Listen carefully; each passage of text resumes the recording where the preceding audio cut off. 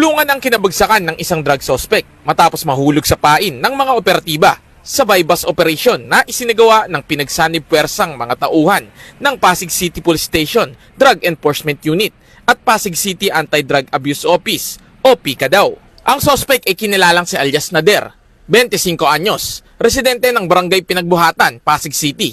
Nahuli ang suspect sa kabaan ng Kenneth Road, Barangay Pinagbuhatan, Pasig City.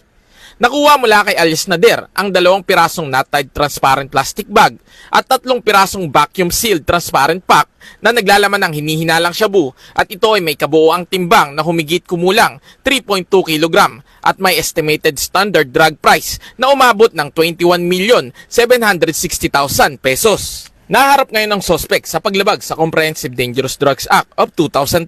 Matapos basahan ng kanyang karapatan, itong suspect ay pansamantala itong nakapiit sa custodial facility ng Pasig City Police Station para sa kaukulang disposisyon. Mula dito sa Eastern Police District, ako ang inyong PNN correspondent, Patrolman Reynan Jade Gravera, alagad ng batas, tagataguyod ng Balitang Pulis.